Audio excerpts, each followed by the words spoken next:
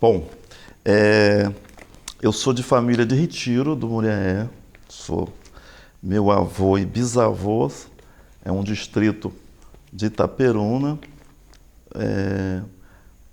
E meu pai sempre dizia que ele não queria voltar lá. Voltou depois, é claro, mas não queria voltar em função dos problemas que ele vivenciou lá, né?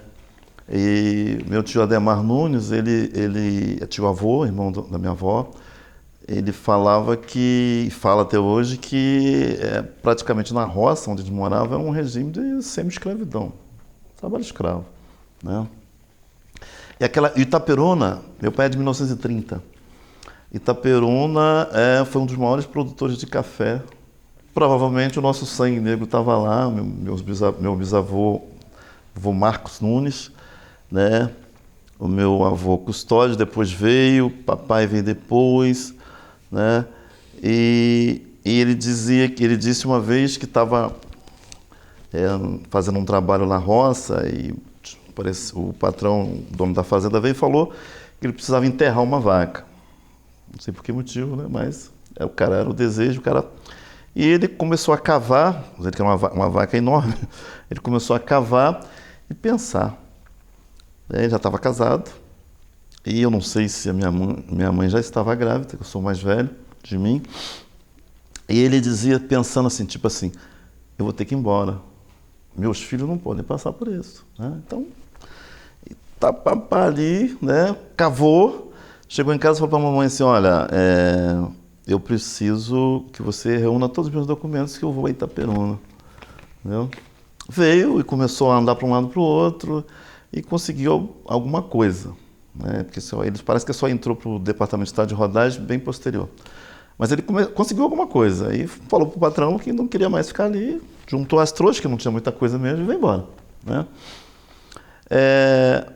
E aí, da minha família, eu fui, do meu bisavô Marcos, eu fui o primeiro a ir para a faculdade, né? E me recordo que para chegar à faculdade, eu tive uma classificação muito boa, eu trabalhei antes, né, até mais ou menos 83, eu trabalhei com oficina de carro. E eu comecei a criar como objetivo juntar dinheiro para fazer um curso preparatório.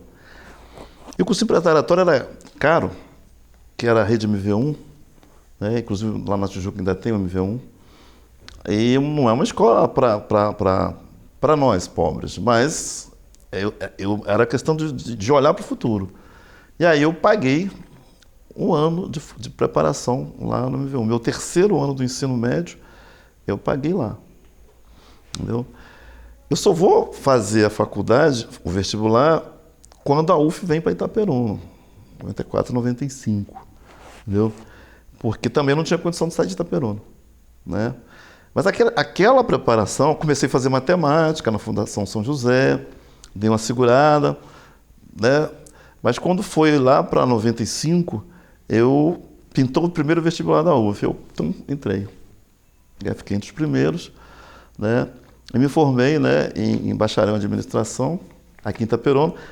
E eu já tinha passado, né, num concurso para o Estado, para a educação, para a SEDUC, e estava diretor do CIEP 263 Lina Bobardi.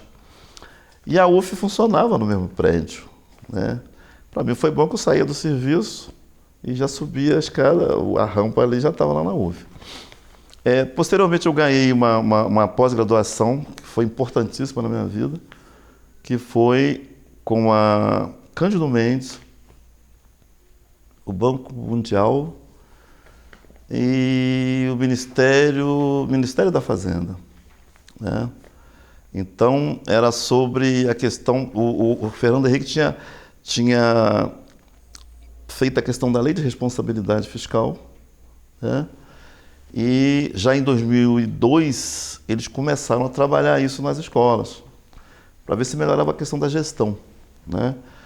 E eu já estava diretor do CIEP e estava faltando Aí fiz a pós-graduação, né? Foi muito bom porque, além de ganhar, de ter um certificado com o peso, né, de uma Cândido Mendes, né, uma especialização Cândido Mendes, tinha o Banco Mundial, a SEDUC, e ao mesmo tempo o coordenador me chamou para ser o representante dele aqui, em Itaperuna. Ele não conhecia a região, ele pediu que eu montasse a logística para ele. Ele falou, rapaz, como é que eu vou trazer esse monte de professor? Rapaz? Tem gente de Cambuci, de tal cara, de Pociúncula, de Vaiçara. Como é que eu vou fazer isso? Eu falei assim, eu resolvo para você. Como é que você vai fazer? Eu falei, não, simples, eu vou ligar para as pessoas que estão em Pociúncula, eles arrumam uma van lá e vêm trazendo na atividade, Vaiçara. Tal cara, a Peribé, faz uma alocação de uma van lá e vem trazendo. Se você for lá voltar, você não tem lá o mínimo de lógica. Montei para ele falou assim, pô, você vai ser meu coordenador, não tem outra pessoa. E aí tivemos alguns problemas nessa pós-graduação, porque a diretora da regional, a coordenadora da regional de educação, entendeu que ela ser a coordenadora regional, quem tinha que coordenar o projeto seria ela. E aí insistiram, né?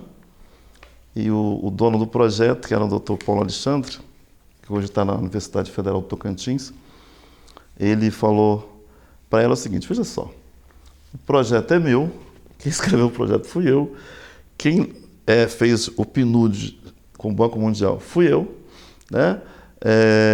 Portanto, eu vou nomear quem eu quiser.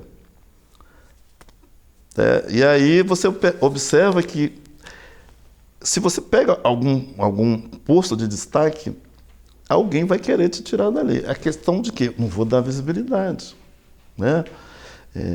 E aí é importante você ter a competência para você fazer aquilo e dar conta do recado para também não se queimar. E quando queima o Luiz, não queima só o José Luiz, queima todo o nosso povo. Porque as pessoas ficam sempre esperando que alguém deixe um vacilo.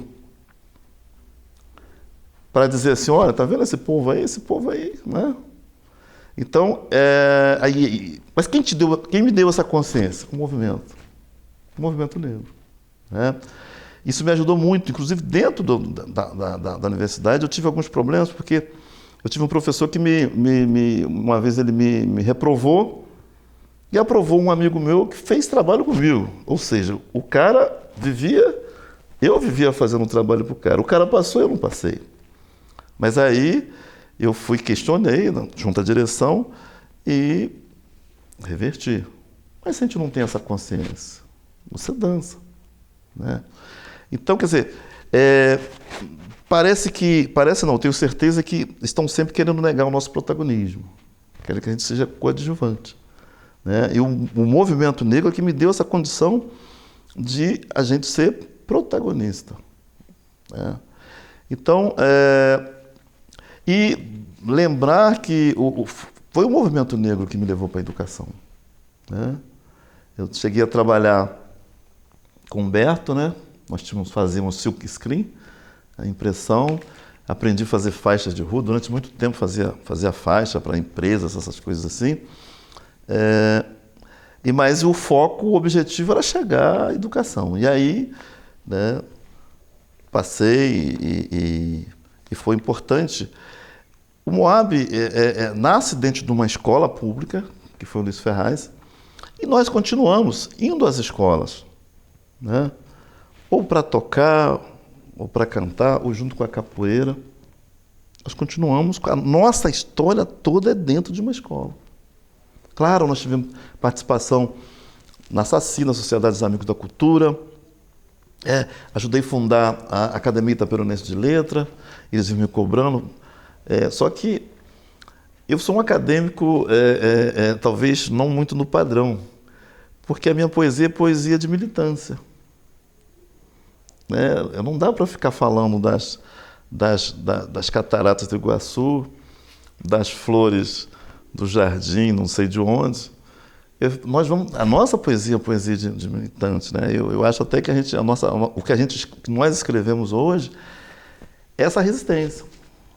E fundamental que a gente dê visibilidade a isso. Porque também se ficar lá na minha casa não serve para nada. Yes? Se ficar lá em casa, serve para quê?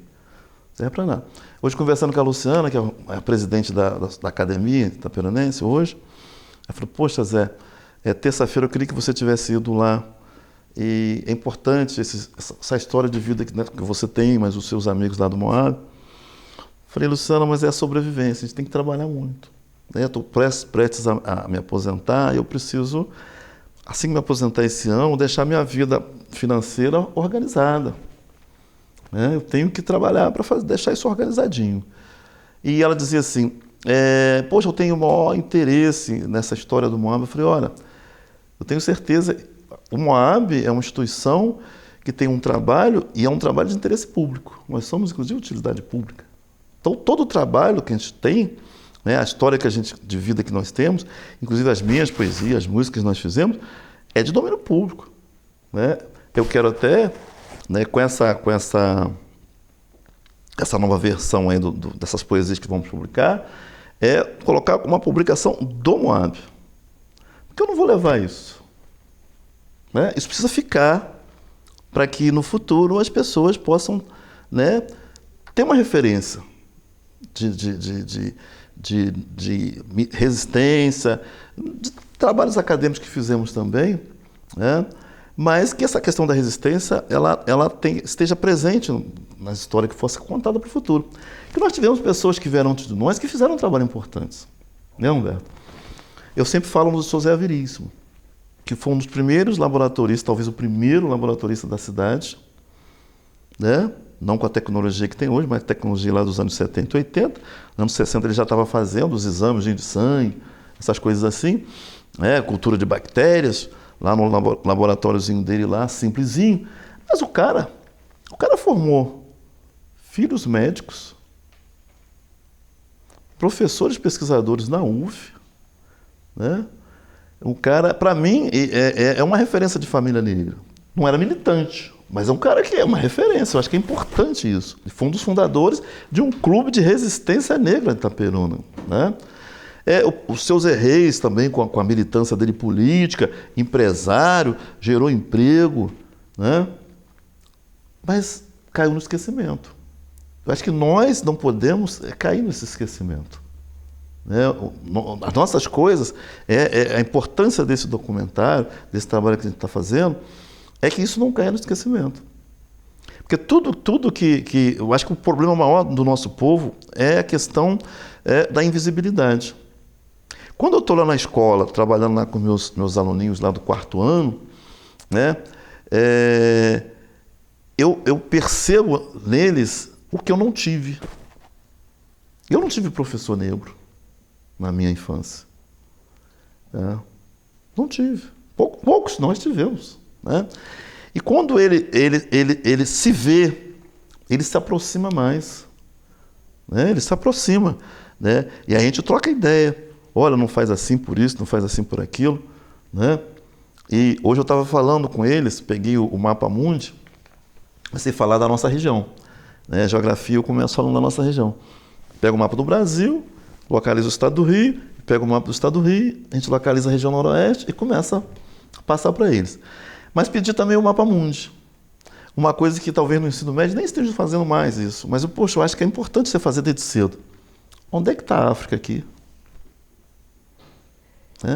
Tinha isso aqui aonde? Isso aqui é o Oceano Atlântico. Aí eu falo assim, olha, eles saíram daqui, dessa região mais próxima aqui do sul, Angola, Moçambique, nessa região aqui. Alguns vieram mais em cima da África Meridional ali, mas atravessaram o continente e vieram para cá. E onde estava Portugal aqui? Onde que era Portugal? Eu falei, vai subir no dedo aí que você vai chegar mais em cima. Portugal está pertinho. Portugal é o tamanho do estado do Rio, talvez menor que o estado do Rio. Só que os caras, naquela época, já tinham a visão da navegação, próximo ali da Espanha, e essa coisa toda. E aí você começa a mostrar para essas crianças, olha, a nossa origem é essa aqui. Ou é descendente de português, ou é descendente de negro ou índio, ou uma mistura disso tudo. Nós viemos daqui, a nossa origem está aqui. E aí eu percebo que a gente nas escolas hoje, eu não sei se por desinteresse ou por falta de tempo, poucas escolas conseguem fazer isso. né, de você estar mostrando, porque muita gente ainda acha que a África é um país, né? E isso é muito ruim, né? Então é isso, eu acho que o Moab, ele tem esse papel fundamental de dar visibilidade não só ao nosso grupo, às nossas ações, mas dar visibilidade a outros atores, como foi o caso de homenagear a Carmozina, homenagear a Dorizo, sabe? Eu acho que, falei com o Humberto hoje, precisamos homenagear José Veríssimo, sabe? Não sei quando, mas precisamos fazer isso, né? Porque não é criar uma ação só para distribuir certificado. É para valorizar, de fato, pessoas que deram uma contribuição importante. Outro aspecto que eu observo é que nos anos 70, a grande maioria dos construtores dessa região eram negros, né? Eu, de nome assim, eu me lembro de dois, né? Um senhor chamado, que todo mundo chamava de Simplício, da Júlio César ali, não sei se você se lembra disso. Simplício é mais novo, né? Simplício e o Doraci. Esse nome, eu vi o nome do cara lá, né, na placa, né? Igual os engenheiros têm hoje, Doraci da Conceição Estácio. Ficava aqui na minha cabeça. Um negro do meu bairro, e era o cara que fazia as obras, as construções, né? Convivemos num momento distinto, muito diferente. Talvez se tivéssemos, não sei. Não dá para prever, nem para afirmar com certeza. Porque esses caras, eles tiveram toda a condição, talvez não intelectual, mas enquanto empreendedores, de terem saído na frente. Se esses caras tivessem tido a visão política de formar pessoas próximas ali, né, eu sei que é dificuldade, mas é questão de objetivo. Formar pessoas que quisessem virar engenheiros, talvez nós tivéssemos uma realidade diferente. Porque a grande maioria, um que morreu recentemente, né, começou a construção daquele prédio ali ao lado do Banco do Brasil. Que foi, né, como é que era o nome dele? É o Zé Cumbuca, mas não sei o nome dele. Como é que é o nome do Zé Cumbuca? Esqueci. O Zé Cumbuca era também um mestre de obra, mas mais recente, mais recente. Sambista, compositor, né?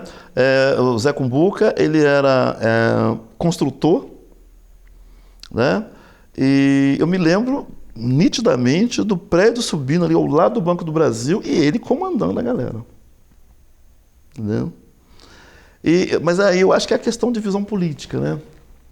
Visão política. E nem sempre a gente consegue também, né? Os nossos filhos não vão nascer com as nossas mesmas ideias, né? E isso, eu não sei qual é a relação que tem a ver. Mas eu acho que essa questão da formação é importante. Bom, Zé, deixa eu te cortar um pouco, conduzir a entrevista, ajudar. Eu queria aquela primeira parte que a gente não gravou, mas que você repetisse para a gente registrar, sobre aquele início do Moab, a visita da Maria Beatriz Nascimento aqui, como é que foi aquilo, como é que você ficou sabendo daquilo dali, onde foi, como que aquilo trouxe essa energia para começar o movimento, como aquilo te tocou. Lembra? Tenta recordar os fatos aí. O Cezinha, que é o Paulo César Mariano Ramos, ele é da UF até hoje, ex-aluno, passou em concurso e é um dos... Não importando muito para eu fazer edição, na verdade, a vinda da Maria Beatriz, ela veio coroar, de uma certa forma, um trabalho que vinha fazendo ao longo daquele ano de 83, que era o quê? A gente ficava conversando, debatendo sobre a questão, não debate em sala de aula não, mas na rua, na discussão, conversando, foi quando você começou, tinha comprado aquele livro do Haroldo Costa, e começou a emprestar para a gente começou a ler, começou a se embasar e começamos a discutir. Aí veio a questão de trazer Maria Beatriz, mas ao longo daquele ano de 83 já vinha nessa conversa. Mas eu me recordo do Cezinho, enquanto aluno da UF, falando de Maria Beatriz. Bom, poxa, a gente tem como fazer. Eu falei, rapaz, mas nós não temos dinheiro, como é que essa mulher vai vir aqui? Eu não sei quem pagou a passagem dela, não sei se foi ela mesma. Não me recordo disso. Não tem assim muita... essa visão se foi ela que pagou. Eu só sei que a hospedagem foi feita na casa do Paulo Jorge, Costelada. a costela, a gente fez um ratatá, né? A divisão, né? Essa coisa toda, ele sempre faz isso, né?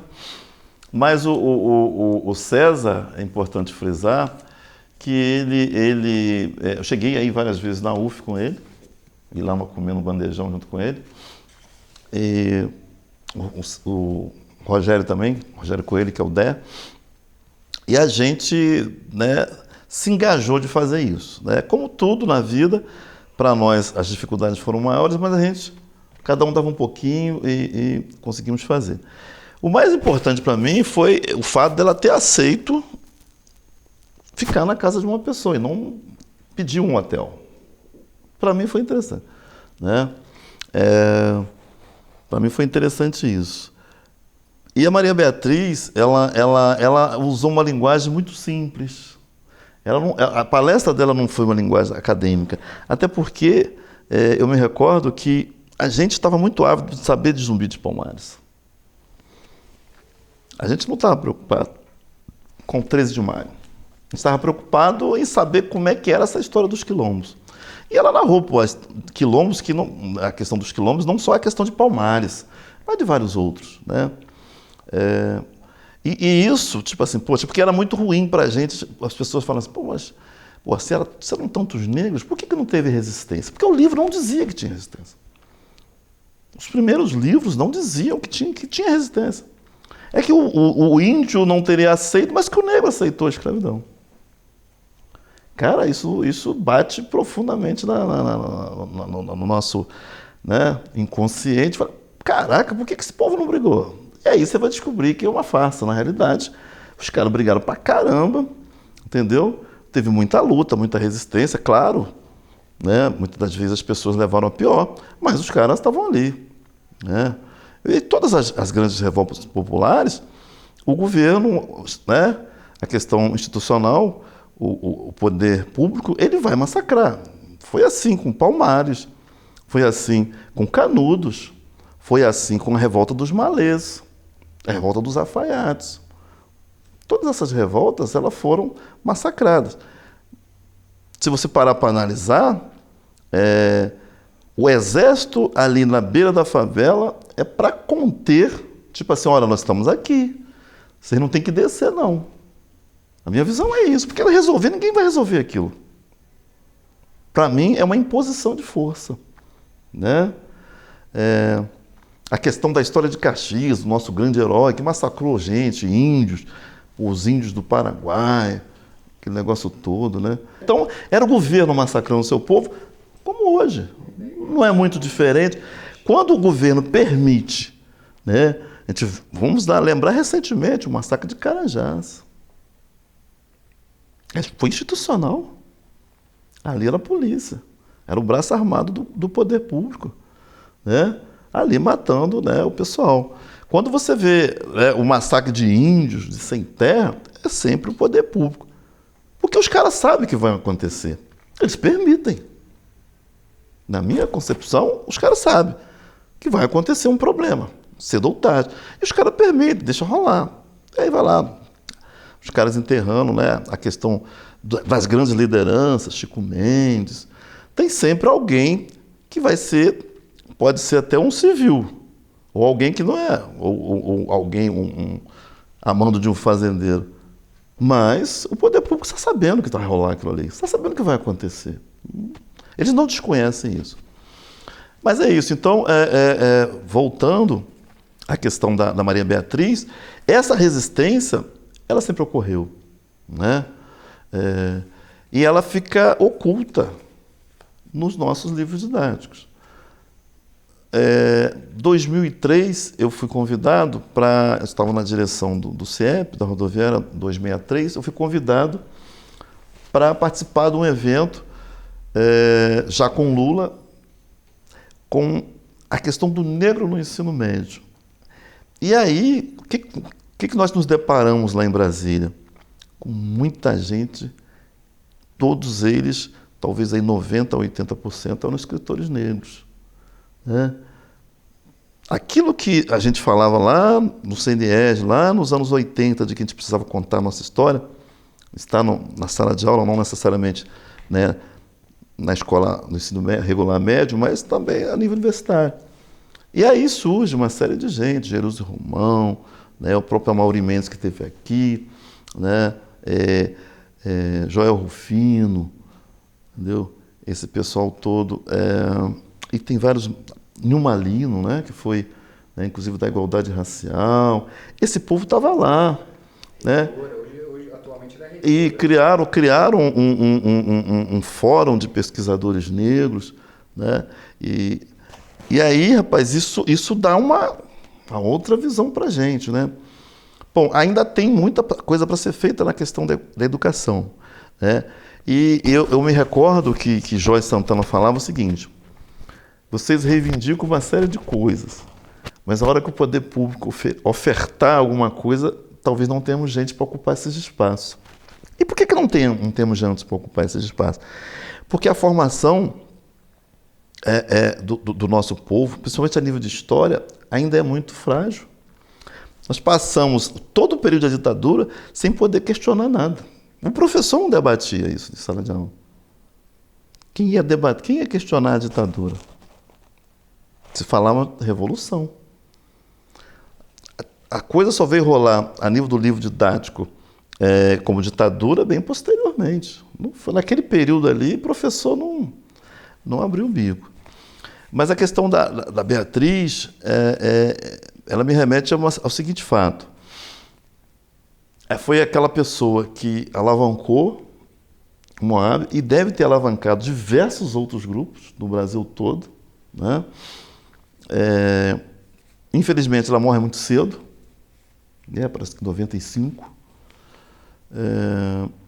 E aí já venho, aí eu estava lendo, né? E essa coisa da violência contra a mulher, ela não é nova, é claro, ela ganhou mais visibilidade, mas ela não é nova, né? E hoje tem a rede social e as pessoas gritam, as pessoas denunciam, mas essa questão da violência, do feminicídio, ela é antiga. E Beatriz foi vítima disso. Ela acabou sendo assassinada pelo companheiro, né? E no momento em que ela tinha muita coisa para produzir ainda, né? Deixou um legado, acho importante o legado que ela deixou. Eu acho que a gente pode dizer, e a gente ainda tem muito que estudar sobre Maria Beatriz. Saiu um documentário agora recente, acho que é pela editora Senac, o mesmo que fez 500 Mulheres Negras, né? A editora Senac, junto com eu não me lembro quais são os parceiros, mas fizeram um documentário sobre Maria Beatriz. Eu acho importante de tentar buscar isso para a gente até trazer aqui para o IFE, levar para a minha escola, né? E espalhar isso. Uma coisa que a gente precisa... E graças a essas novas tecnologias, né, a gente conseguiu algumas coisas interessantes, que é você ter possibilidade de estar com um notebook, um retroprojetor, você ir para uma sala de aula, sabe? Você levar, além da sua fala, essas imagens, que são importantes, né? Eu acho que... Eu queria fazer outra pergunta, Zé, ajudando a conduzir. No levantamento que a gente está fazendo das fotografias, dos arquivos do Moab, a gente está tendo dificuldade de encontrar fotos do encontro que vocês organizaram em 88, do CNERJ, do Colégio Luiz Ferraz. Fala um pouco sobre a organização desse encontro, como que vocês levaram essa missão para si, né, de organizar esse encontro. Vocês tinham ido no anterior e aí trouxeram para Itaperuna. O CNERJ e foi, olha só que coincidência interessante. Não foi no Luiz Ferraz, foi no 10 de maio, no centro da cidade. E nós exatamente fizemos um encontro marcante porque foi o centenário da abolição, 1988. Rapaz, sabe, dizer o que realmente a gente ia, o que ia acontecer, nós não sabíamos. Nós tínhamos uma vontade de fazer muito grande, nós tínhamos, né, e ainda temos à disposição, né, e nós agregamos pessoas ao nosso redor que nos deu a condição de fazer. Mas a gente não tinha a mínima ideia. Mas tínhamos algumas articulações interessantes. As cozinheiras do colégio eram conhecidas nossas, porque a grande maioria de nós fomos alunos de lá, né? A diretora da escola, se eu não me engano, era Josefa. Josefa tinha sido professora nossa, o próprio Laércio, o marido, pessoas conhecidas, né? E aí aquele espaço, é um espaço ocioso do colégio, uma quadra coberta, totalmente ociosa, até hoje, né? E nós chegamos, inclusive, a depois, posteriormente, fazer bailes, arrecadar dinheiro lá, tal, essas coisas todas. Naquela época podia, hoje não pode mais, né? É importante também falar da prefeitura, que nos ajudou bastante. Exatamente. Veja só, falar de Itaperuna na nossa história e sem citar o Claudão é impossível. Porque o Claudão, ele era o cara que ele era visionário, né? Ele talvez até não concordasse muito com as nossas ideias, mas ele apoiava. Eu lembro que quando antes dele morrer, ele perguntou para o Marcelo assim: você vai levar aquele comunista lá para ser seu assessor? O Marcelo, o cara é competente. Aí depois ele deu uma risada. Sabe? Quer dizer, ele não compactuava com as minhas ideias, né? Mas era um cara que respeitava e me deu a possibilidade de ser assessor da prefeitura, da Secretaria de Turismo. Então o Claudão apoiou, né? E logo posteriormente nós ajudamos muito na organização do centenário do nosso município, que foi no ano seguinte, 89, né? Mas voltando à questão do encontro de 88, Jorge também deu muita dica, né? Como fazer, né? Como é que vocês vão fazer isso, né? E mais interessante é que nesse evento não veio só o pessoal do interior. Nós tivemos a presença aqui de membros do Ministério da Cultura, pessoas indicadas pelo movimento negro. Era um cargo político, mas eram pessoas indicadas. Dr. Justo Carvalho, Paulo Roberto, que hoje, inclusive, parece que está na área de recursos humanos até hoje. O próprio fotógrafo, conhecidíssimo no Rio de Janeiro, do movimento negro, que é Januário Garcia, entendeu? Esteve presente. Outras pessoas eu nem lembro muito mais. Mas essas eram as pessoas que eu acho mais destacadas, né? Vieram pessoas de Nova Iguaçu, vieram pessoas de Caxias, né? Não sei se Marcílio veio. Não lembro do Marcílio. Marcílio acho que não veio, mas Marinês veio. Marinês inclusive está viva até hoje, médica de Magé, foi vereador em Magé. Outro médico também do movimento, José do Carmo, médico em Cabo Frio, entendeu? Então, essas pessoas também sempre nos ajudaram, né? Dando dica, pessoas são mais velhos, né? Inclusive que eu, e sempre falam, poxa, lá a gente fez assim, lá a gente fez assado, vamos lá.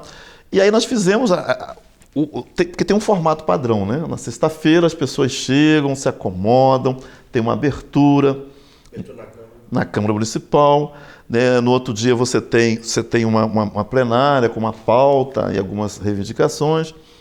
Depois você tem uma parte de fechamento de ações, como se fosse a Carta de Itaperuna, um documento formal.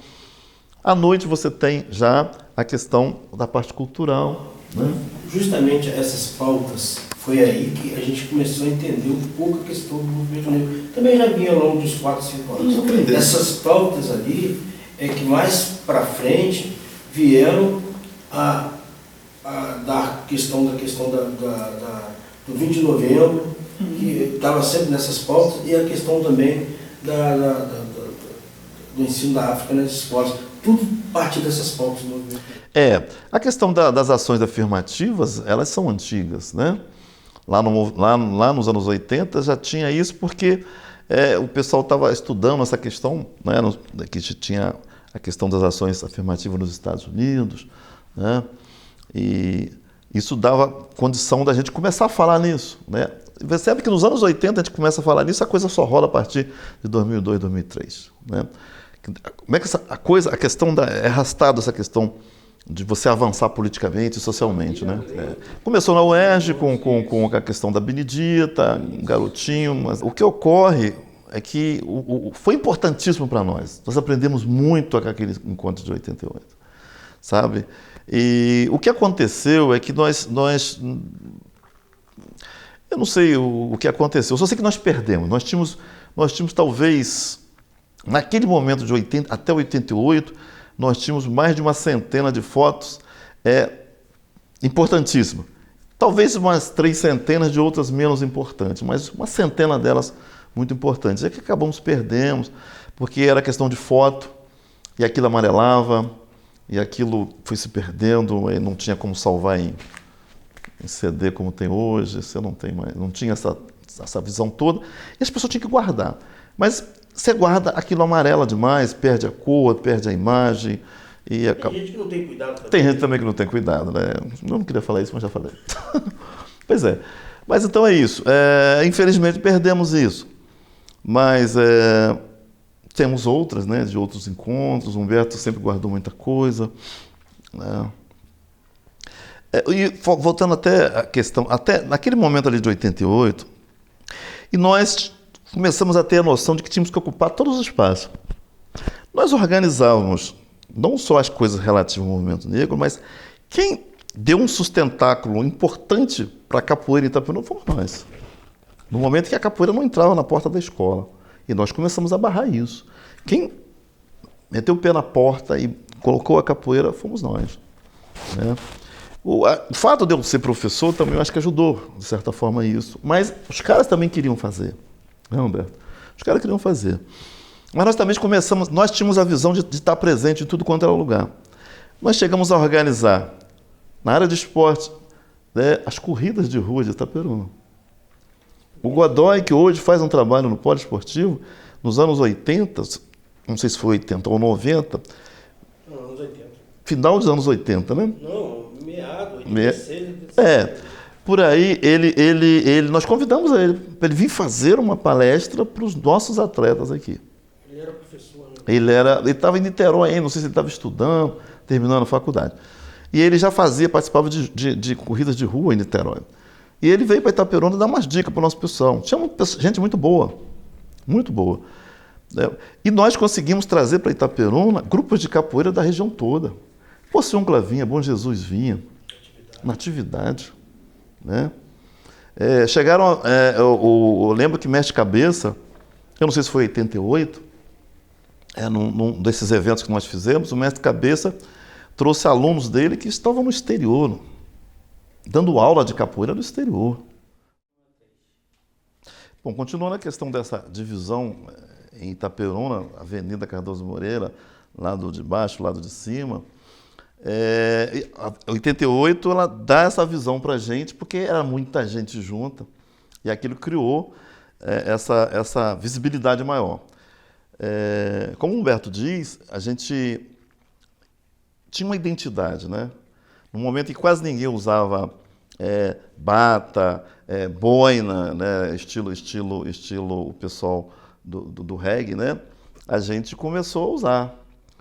O cabelo trançado, né? Isso dava um diferencial e dava uma visibilidade. Né?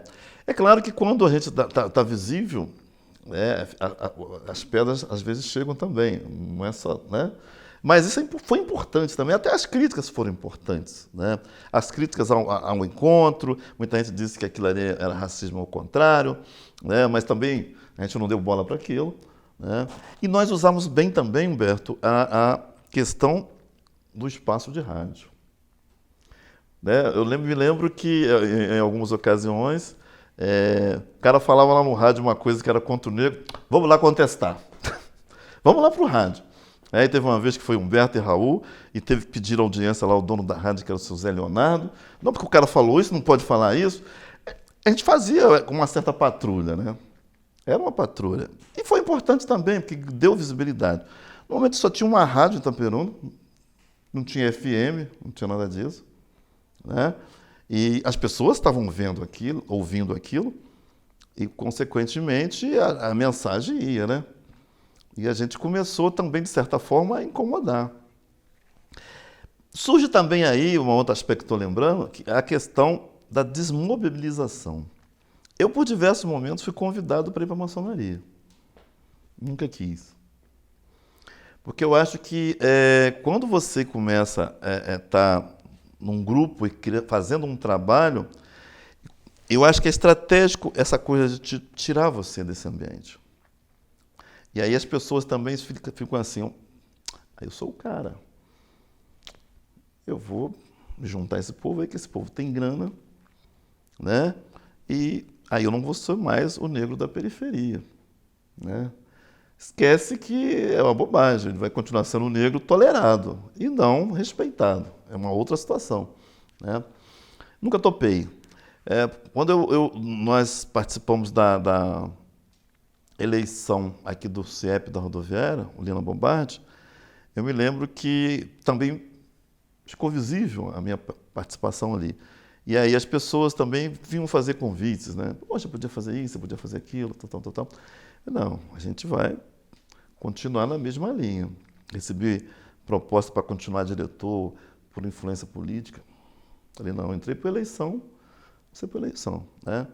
Bom, como o Humberto disse aí, recordando lá 88, algumas pessoas, o fato de ser o centenário, porque o nosso evento de maio, né, de 88 foi com o evento que chamava Feira Cultural de Itaperuna, né? Primeira feira cultural. E aí a atração principal foi o Altair Veloso, que estava no auge, né? E foi bancado pela Secretaria Municipal de Turismo, né? Altair Veloso estava com música nas novelas das 8, da Rede Globo, novela das 10, o cara estava bombando, né? E aquilo ali também deu uma outra visibilidade importante. Mas trouxemos também uma banda de reggae, né? De um cara do Rio de Janeiro, já um veterano do reggae, né? Hoje o mais conhecido que nós temos aí, veterano aí, é o Edson Gomes, né? Lá Não, o Edson é do Recôncavo, é Edson Félix. Edson Félix ali, daquela região ali de São Félix, Cachoeira, Cruz das Almas ali. E trouxemos uma banda de reggae, um desfile, inclusive o Janilson participou desse desfile, né? Foi bacana. Luminosidade Negra, a Deilda, né? O nome da coordenadora do grupo, foi muito bacana também. Com essa retomada que o pessoal está falando aí de empoderamento, a Deilda trazia isso. Esse negócio de empoderamento negro, vestir roupa afro, isso é antigo. Aí em 88 a Deilda veio e fez um trabalho e foi bacana. O Raul desfilou junto, o Janilson desfilou, né? E foi muito bacana. O que acontece é que a gente ficou com muito pouco documento disso, né? Muito pouca coisa. Muita coisa se perdeu, né? Algumas fotos, acho que o Janilson tem foto, né? Pessoalmente dele tem. Pessoalmente tem, mas não tem do grupo, né? A banda aí já tinha sido criado em 88 o bloco Axé de Zamp e a banda Axé de Zamp, né? E a gente tocou lá no palco, tal. Teve capoeira como sempre, tem, né? Teve samba. Grupo Liberdade. O Liberdade, né? O Liberdade, né? Nosso amigo Florimar no cavaquinho, né? Essa coisa toda. Quando chega a 89, centenário da cidade. E aí nós ocupamos mais um espaço. Fizemos parte da comissão organizadora da festa. E tinha um político muito interessante, e de certa forma muito engraçado, que era o falecido Buck Jones. O Buck Jones, não, nós precisamos de ideias, porque dinheiro não vai faltar. Né? Lembra disso? E aí, quando chegou lá, organização daqui, organização dali, não vai ter samba nisso não? Como é que uma festa de centenário, um Moab, um grupo, né, de movimento negro, não vai ter samba? Aí, quem de samba vocês conhecem? Eu conheço alguns sambistas, mas eu já estava com a carta na manga, já estava com o nome do empresário da Alessi Brandão, que sempre foi uma pessoa consciente, né? Alessi sempre teve militância, e sempre, já naquela época já admirávamos a Alessi. Não tem, eu saquei do meu bolso um cartãozinho e falei, liga. Aí não tinha como fazer, né? Tinha que ligar. Os caras, não, vamos ligar. Aí ligaram, deixei o cara também preparado, né? O cara já estava assim, esperando a ligação e fechou.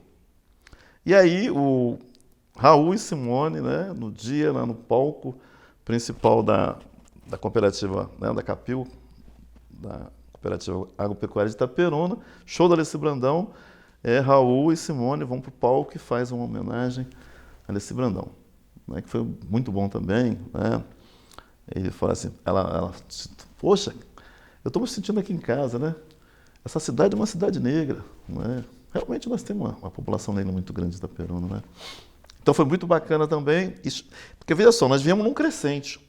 88, enquanto CNES, 89 participação no centenário da cidade, né? Então a coisa começou a fluir. Voltando a falar da parte aí nós não falamos ainda do Axé de Zambi, né? Nós começamos a perceber que, muito antes, né, vimos na televisão alguma coisa sobre o Olodum, sobre essa coisa assim, mas nós quisemos construir algo nosso. O Araqueto também, né? O Araqueto. O Ilê também, mas a gente não tinha imagem, não tinha internet, nada disso, YouTube, nada disso. A gente ouvia algumas músicas e tal, e tinha aquela banda Reflexos, né? Que tinha uma batida de percussão, mas com instrumentos elétricos, né? Com guitarra, contrabaixo, diferentemente do Olodum. O Olodum só acrescentou isso posteriormente, né? A batida dele era primitiva.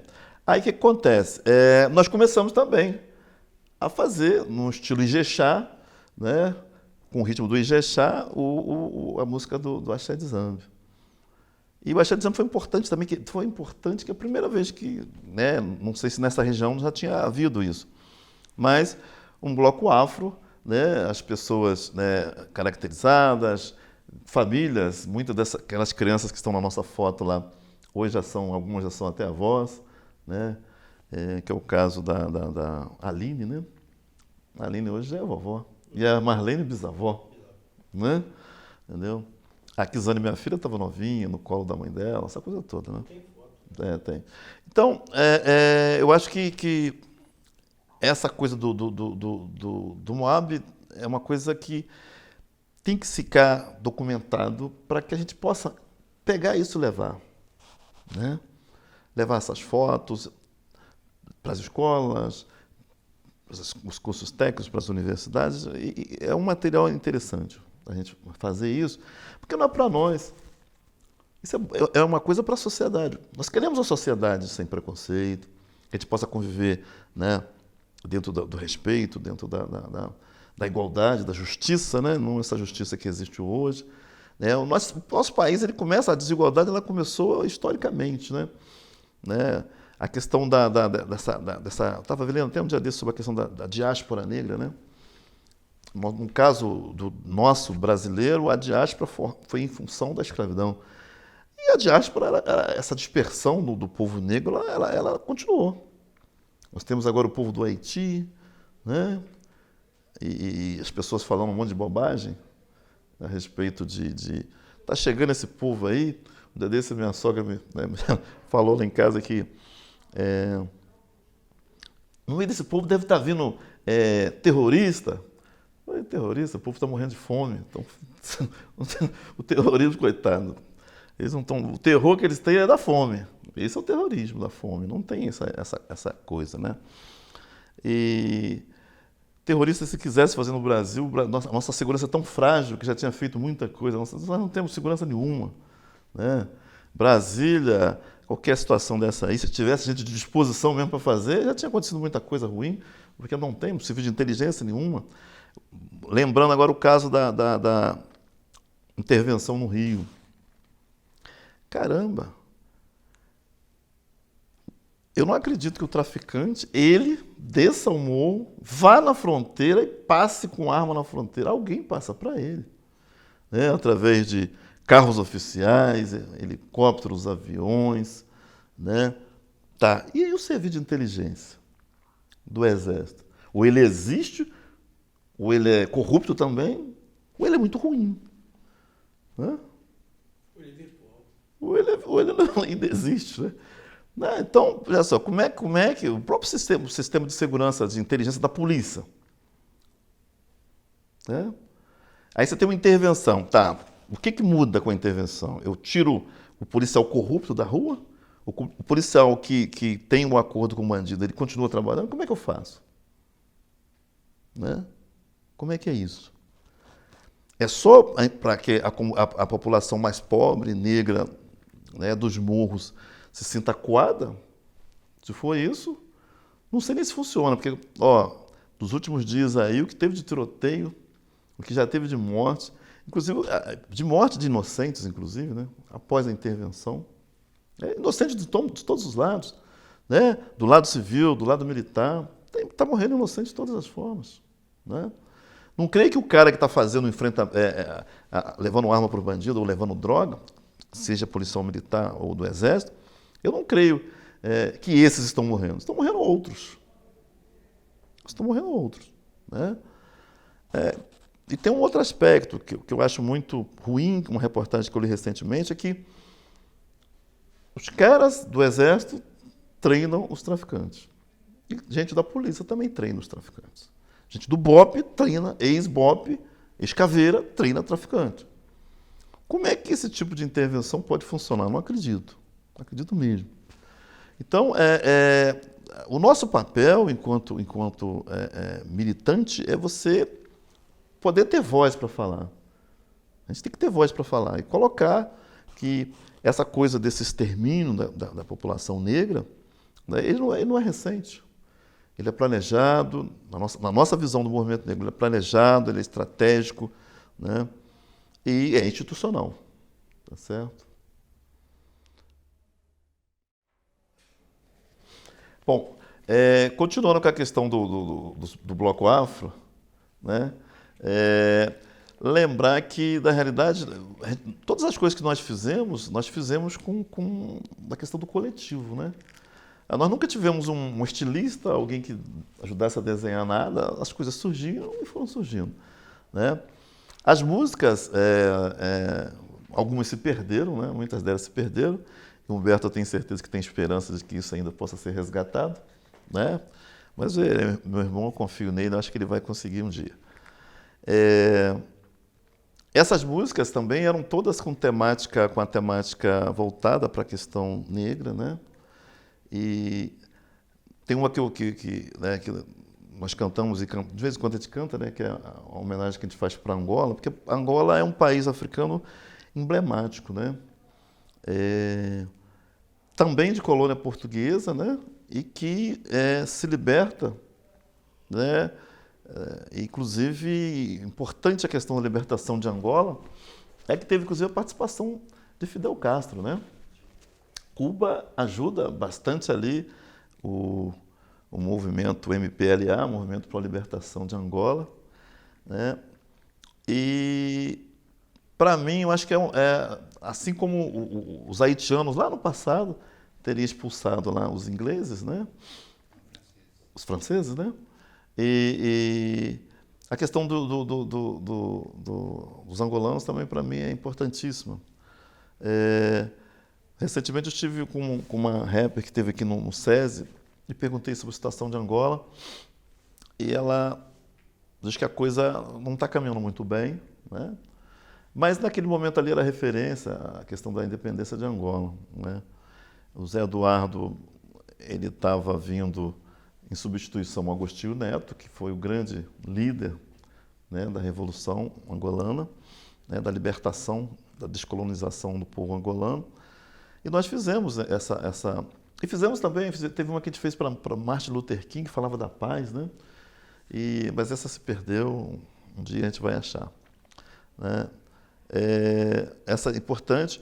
E também algumas poesias nossas, que eu acho que tudo isso que eu consegui escrever foi graças ao Moab. A inspiração é o Moab. A inspiração é o Moab dando condição da gente fazer o enfrentamento a nível das ideias, a nível né, da história, a nível da resistência. Eu acho que a inspiração que eu tenho para escrever, ela tem a ver com o Moab. E digo com toda certeza, eu acho que não só eu, mas grande parte do grupo, eu não sei o que seria, será como seria? Eu nunca parei para imaginar. Nós sem o Moab, sem essa consciência. Será que teríamos hoje a visão de mundo que temos hoje? Né? Acho difícil. O Moab chegou num determinado momento que ele se dissipou, estacionou, cada um buscou o seu espaço, problemas internos, entendeu?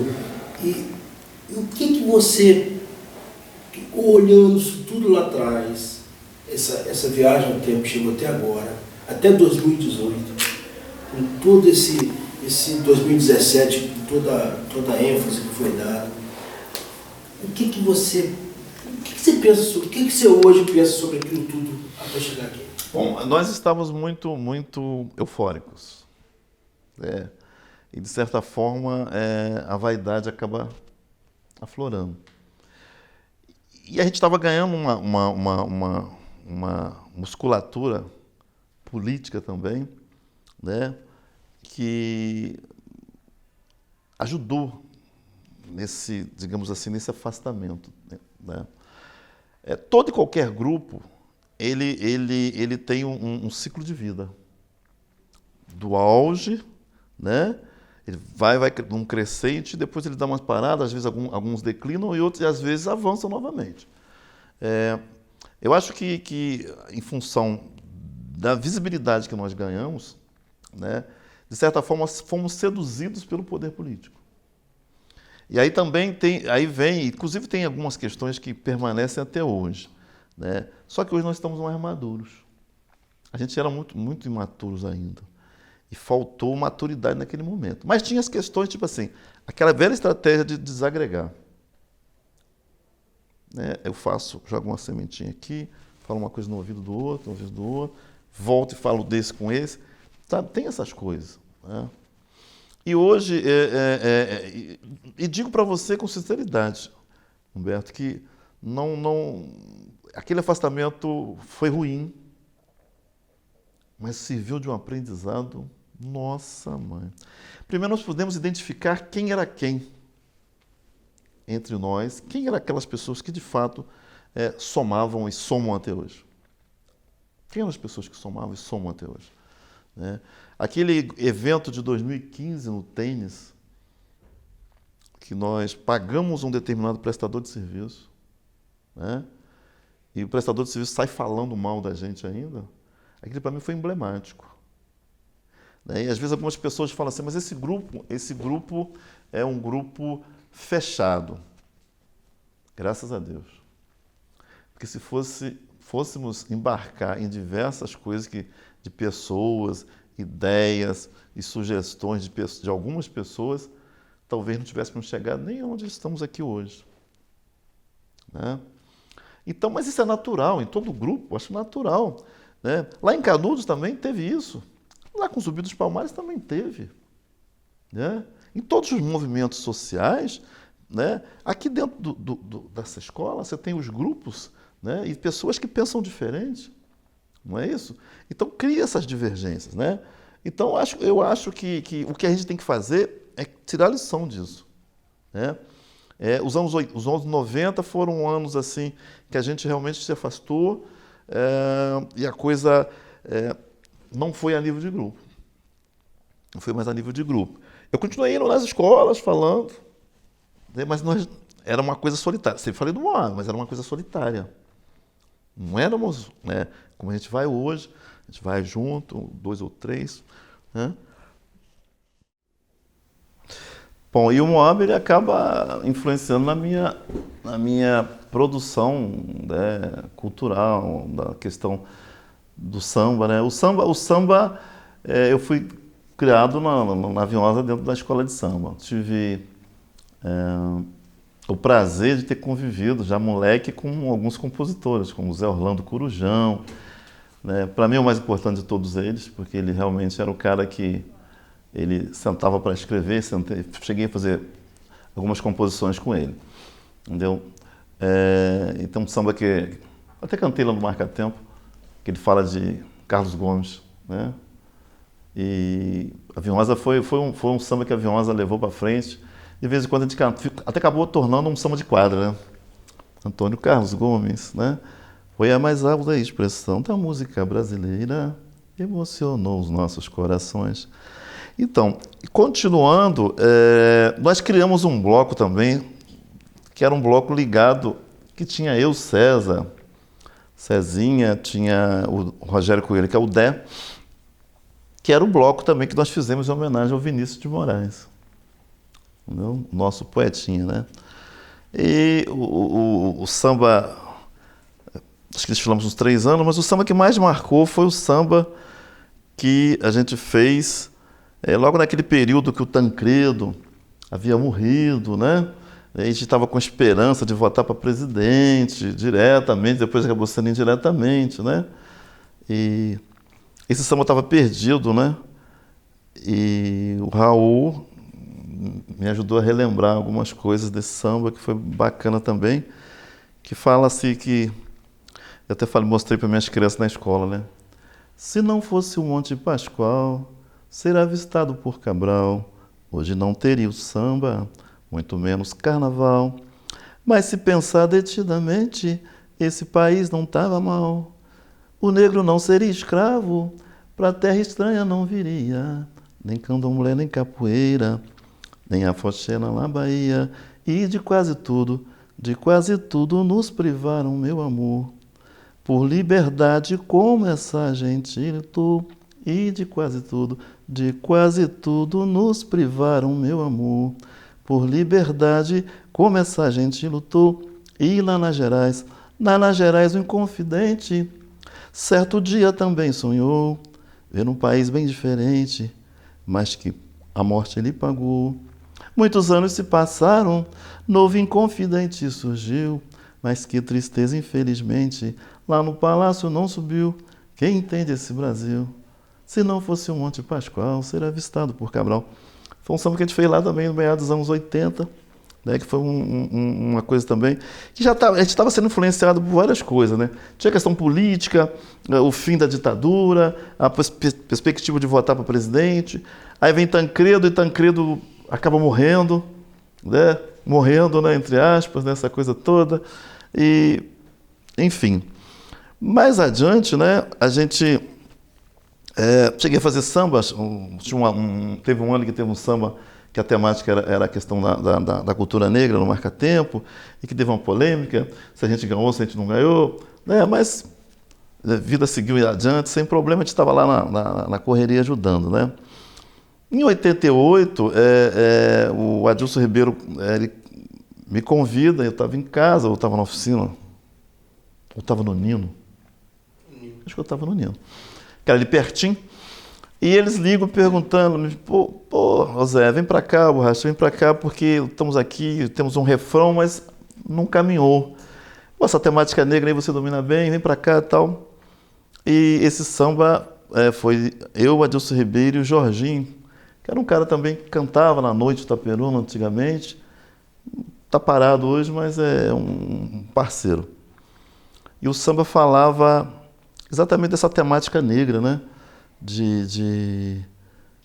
Dessas contradições, né? E o samba era mais ou menos assim. Abenção, vovó, hoje eu não venho só, trago comigo o povo da cidade para te ouvir falar de liberdade. A negra mina que cuidava da sinhá tinha no peito a esperança de um dia se libertar.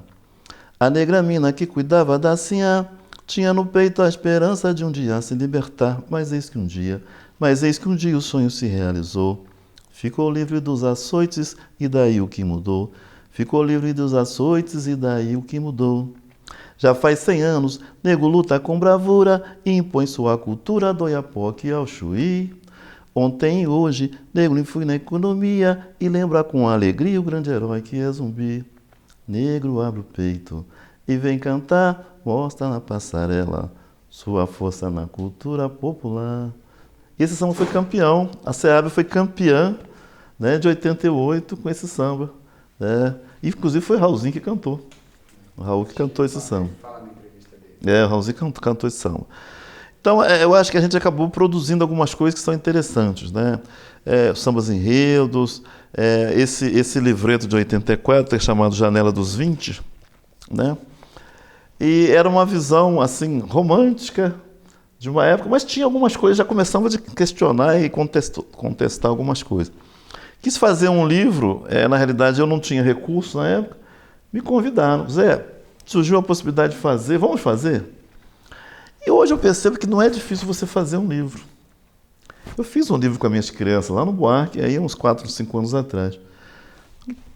Os alunos do 6º ano fizeram, um grupo de alunos fizeram, cada um fez uma poesia, selecionamos as melhores, fizemos lá uma correção, né, ortográfica, e essa coisa a nível das concordâncias, essas coisas todas.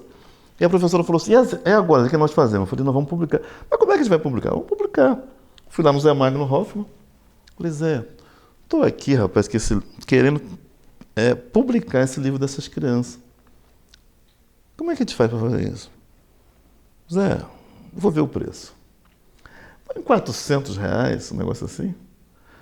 Vamos fazer? Vamos fazer. Porque era uma coisa simples, não tinha gravura, não tinha policromia, nada disso. Fizemos. Entendeu? Então, esse livro foi nessa mesma coisa. Alguém chegou, tipo assim, arranja as poesias, não.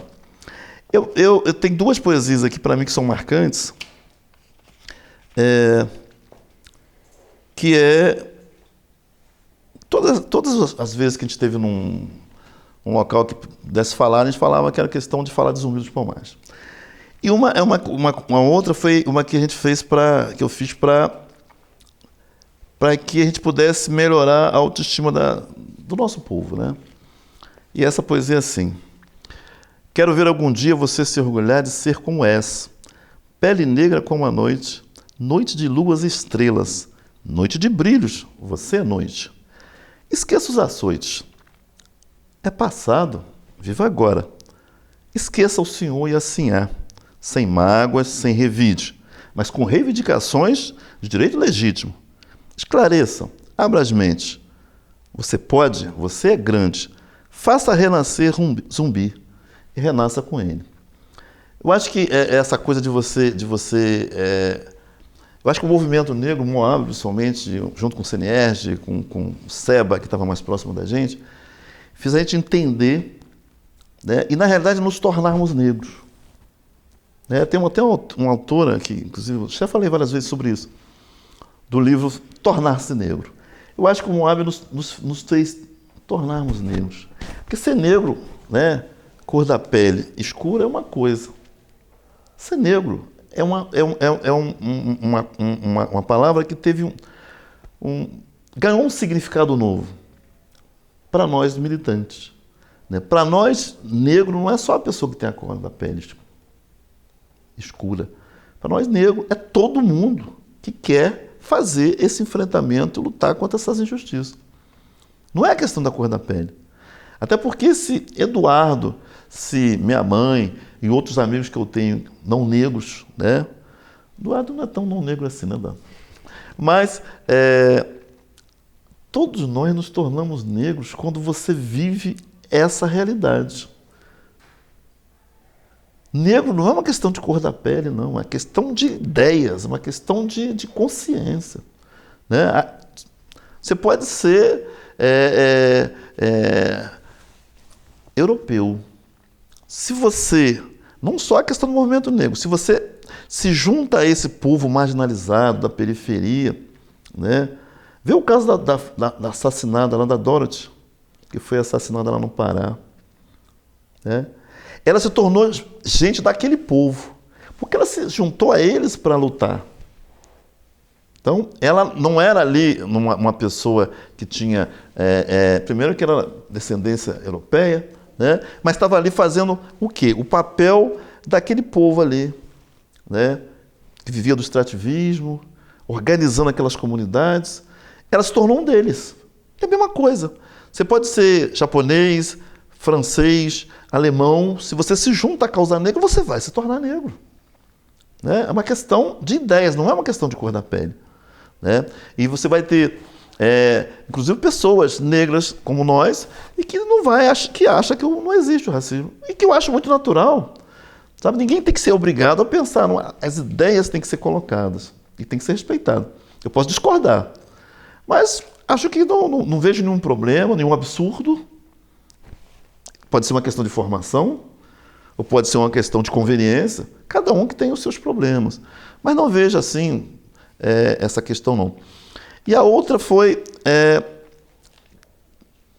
a questão de resgatar Palmares mesmo, né? E ela é assim: Me lembro Palmares, saudade Zumbi. Queria estar ali, para lutar como nunca em defesa da raça, para fugir da opressão, que afundou nosso povo, hoje tão desgostoso, num mar de submissão. Me lembro Palmares, saudade Zumbi. Queria estar ali, para evitar que hoje em dia existisse a favela, que o negro morasse nela, para que seus descendentes frequentassem a escola, para não mais pedir esmola. Essa coisa da Zumbi, ele dá esse sentido da gente de independência. A gente tem que ser independente de todas as formas. Você pode ser independente ganhando 10 mil, mas você pode ser independente ganhando um salário mínimo. Ou pode ser uma pessoa totalmente independente ganhando 100 mil. Depende da forma que você encara a realidade social. Né? Eu acho que você pode ser livre, né, ganhando muito pouco. Como você pode, às vezes, estar aprisionado ganhando muito. Entendeu? E Zumbi, ele traz essa reflexão para a gente. E tem um outro aspecto. Eu acho que nós, do Moab, incorporamos isso. Quem tem que construir e bancar as nossas ações somos nós. O poder público ajudar, ótimo. Não vejo nenhum problema. Mas, se você tira um pouquinho, você tira um pouquinho, você tira um pouquinho, a gente se torna independente. E aí, que algumas pessoas talvez não entendam. Como é que esses caras alugaram um tênis clube, fizeram um evento, para poucos, porque tem muita gente que não vai, até para não dar moral para a gente, não dar ibope, mas a gente faz assim mesmo, sem problema. Porque nós vamos bancar, porque para nós essa coisa de resistir é fundamental. Eu não vou conseguir fazer a resistência, os meus enfrentamentos, com o dinheiro, de repente, da prefeitura. Né? Nós estamos observando que o Afrofest não saiu no banner comemoração do Dia Nacional da Consciência Negra. Pode ter sido esquecimento? Talvez. Talvez não. Mas eu estava no palco e eu falei em todo momento. Dia Nacional da Consciência Negra, salve Zumbi dos Palmares, né? Estamos homenageando o Zumbi dos Palmares. É isso. Sabe? Porque tem gente, às vezes, que não quer que você fale, que você faça isso. Né? E eu acho que a independência do nosso povo, quem fará essa independência, essa resistência, quem fará a revolução somos nós. Eu vou voltar, vou tocar aqui no assunto da questão religiosa. A casa que nós temos no São Mateus é uma casa referência. É uma casa de poucos, né? Mas é uma casa que as pessoas podem até não concordar, mas tem um respeito muito grande. Porque nós temos um trabalho muito sério. E outra coisa, você pode ajudar, mas a gente não sai pedindo ajuda. Tá? Se você se torna próximo, eu posso te pedir ajuda. E qual é a ajuda? Não, você pode vir aqui nos ajudar a fazer uma cerca? Você pode nos ajudar aqui a comprar o arame? Né? Você pode tirar umas fotos para a gente, como o Humberto já teve lá? Você pode ir lá, né? É uma ajuda. Né? Mas se a gente fala assim, olha, nós precisamos fazer esse telhado. Quem que vai fazer? É a direção. E é isso que as pessoas às vezes não entendem. Porque quem banca, todas as ações do Moab, mesmo que não dê retorno financeiro, somos nós. Mas tem aquele que chega lá com dinheiro. Mas tem aquele que chega lá, não, eu vou ajudar, eu vou ficar no bar. Aí eu vou ajudar a tomar conta lá do desfile. Eu vou tirar foto. Né? O Biel já ajudou a tirar foto lá. Né? É ajuda. Isso é ajuda. E isso que às vezes as pessoas não entendem, que você pode ajudar sem dar dinheiro. Você pode ser um parceiro sem botar a mão no bolso. Tá? Mas quem está na frente do evento tem que saber que aquilo ali pode não dar certo. E que talvez a gente tenha que tirar o dinheiro do bolso. Nem sempre a gente está podendo fazer isso. Mas a gente tem que ter essa consciência. E nós temos. Né? Desses eventos todos aí, nós não ficamos devendo ninguém. Né? Não tem ninguém batendo na nossa porta, né? Não tem ninguém nos processando. Nada disso. Porque eu acho que é isso. É você perceber que para você ser livre, você tem que fazer um sacrifício. um esforço maior. Né? Eu acho que isso é importante. Então, eu acho que, eu tenho certeza que essa parte cultural, né, as coisas que a gente já escreveu, tudo isso tem a ver com o Moab. Né? Eu nunca pensei, lá atrás, antes de começar essa discussão do movimento negro, dessa questão da associação de moradores, eu era uma pessoa totalmente na minha. Né? Quando vem o Moab é que a gente começa, tipo assim, enxerga aqui, enxerga ali, aí seu raio de visão ele amplia. Né? E isso te dá uma condição nova de vida, de convivência, e principalmente, rapaz, a melhor coisa do mundo é você viver com a sua autoestima lá no alto. Você pode estar duro, não tem problema. Você tem que estar, sabe, cabeça erguida. Isso aqui é fundamental. Né? E as pessoas muitas vezes não vão entender isso. Como é que esse povo, né, anda de cabeça erguida, passando por os problemas que passam, as perseguições, né, a discriminação, o preconceito, né, essa coisa toda. Então, isso é consciência. A conscientização que a gente tem que ter é disso. É que nós é que vamos construir o país que a gente quer. Mas a primeira coisa que a gente tem que ser, tornar-se negro. De onde eu vim, por que eu estou aqui, né? O que aconteceu nesses 300 anos, mais de 300 anos de escravidão? O que o poder público fez com esse povo? O que poderia ter feito e não fez? O que fez para o outro povo que não contribuiu praticamente com nada nesses mais de 3 séculos? Isso que a gente tem que entender. A hora que eu entendo isso, eu falo assim, caramba, nós somos heróis. Porque o povo sobreviver. Porque isso é um massacre. Isso é um massacre totalmente estratégico. Né? Os caras são tão estratégicos, é o seguinte, nos coloca uns contra os outros. A gente se divide. Né? E isso é estratégico. Eu estava vendo agora, essa semana, abriram uma série de espaços. A Folha de São Paulo e uma série de outros jornais aí da mídia e revista da mídia oficial, chapa branca, para o Ciro Gomes. O Ciro começa a falar um monte de bobagem. Isso é falta de percepção da realidade. Sabe? Falta de percepção da realidade. Nós estamos vivendo um momento que a gente tem que o seguinte, esqueça um pouco as questões, algumas questões, vamos nos juntar. Porque a direita se junta. Eles se juntam. Sabe? E resolve lá na frente. Nesse momento, o momento que está hoje não é a questão do PT, do PCdoB, do PSOL. A questão hoje é a democracia. Entendeu? Tá. Eu acho que todo mundo nessa história aí tem inocente. Claro que não tem. Nós tivemos algumas coisas que poderíamos ter feito nesses, né, esses mandatos todos aí, nesses 4 mandatos, né, um interrompido, né, do PT, muita coisa poderia ter sido feita. Talvez não lá no primeiro mandato, mas a partir do segundo. Né.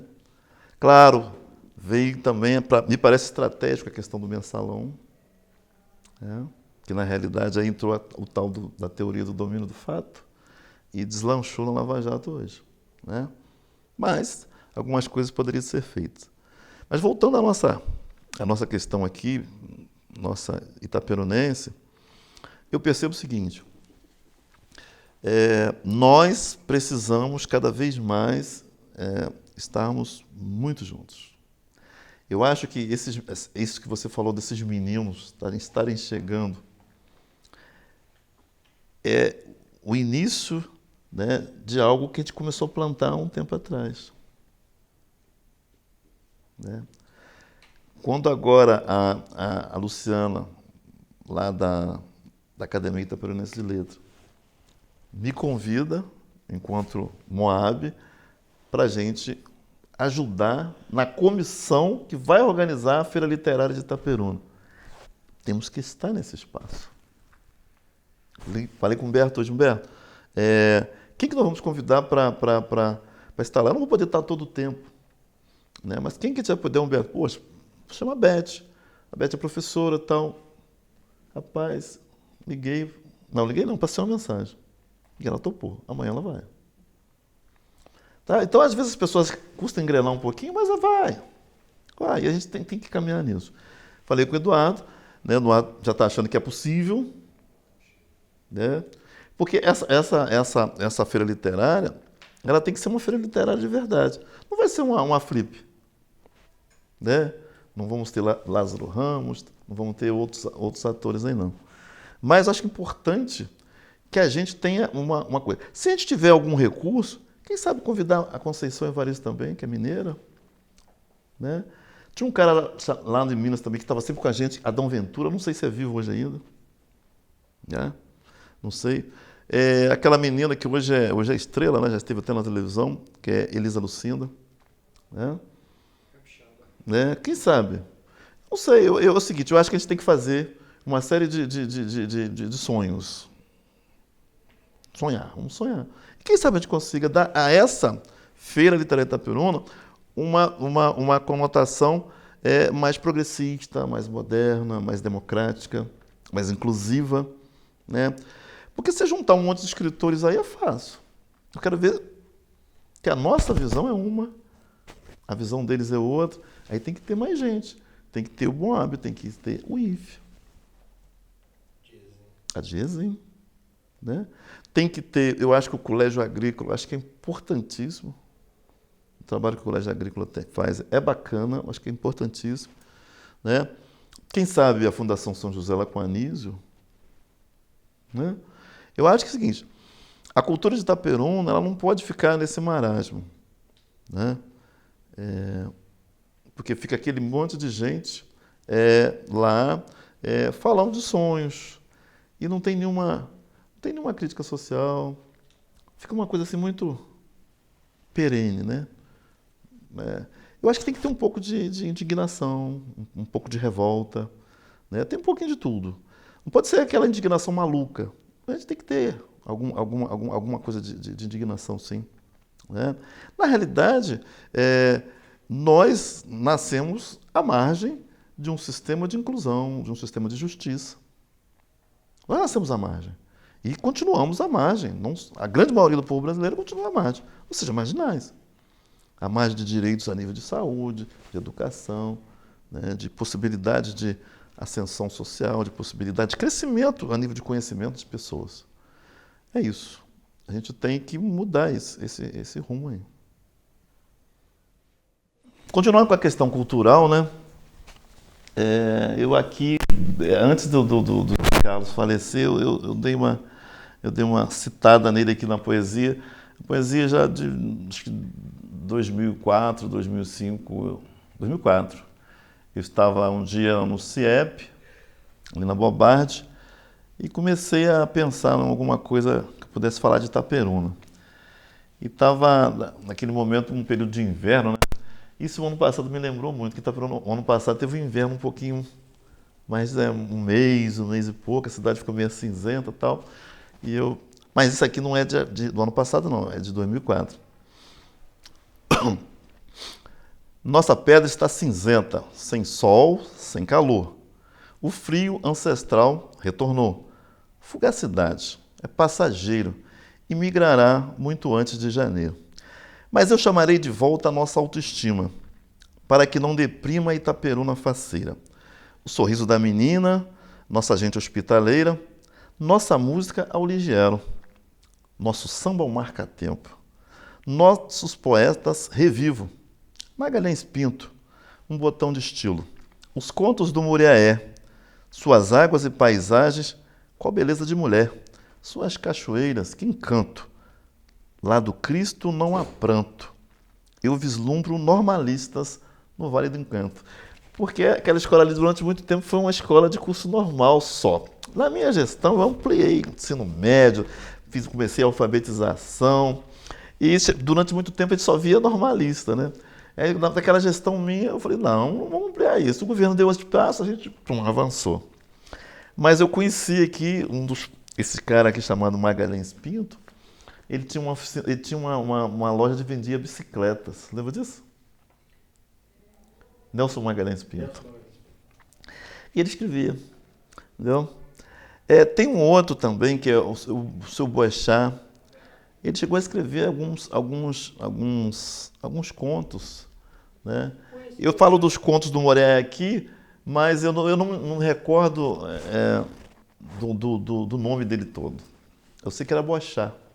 Morou ali quase em frente ali, a ABB, ali naquela região ali. Aquela casa que tem do lado do 10 de maio, conhecido como a Casa do Poeta. Qual poeta que morou ali? É um outro Boechat. Aquela residência ali ao lado do Colégio 10 de Maio era um outro Boechat. Ele colocava as poesias, inclusive, no portão, para quem passasse pudesse ler. Entendeu? E esse Boechat aqui da Cidade Nova era da família, daqueles Boechat. A família Boechat aqui parece que é única, né?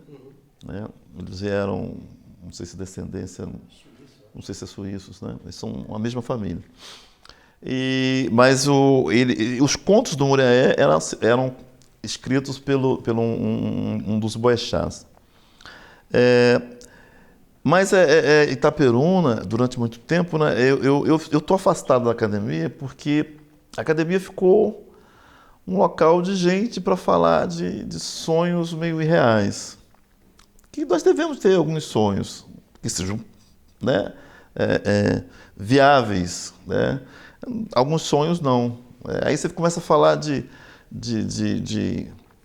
uma visão muito piega, muita coisa, né? E aí não é legal. E a última aqui, né? Eu tenho uma aqui que eu falo dessa questão da cota, mas de outras coisas importantes. O nome da poesia é Indenização. Num passado longínquo, mas inesquecível, nosso povo deportado, humilhado, convidado a viajar, além do mar, para trabalhar, sem recompensa, exploração intensa.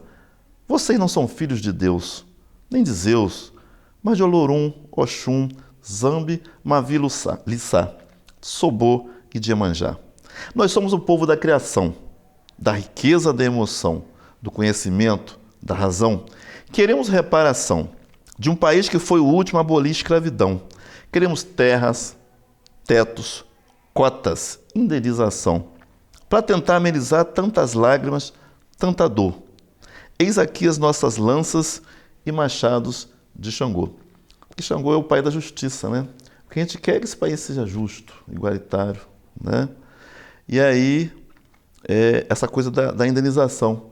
Não é indenização pecuniária, né? Mas é que as pessoas consigam ter de fato os seus direitos respeitados, essa coisa assim, tá certo?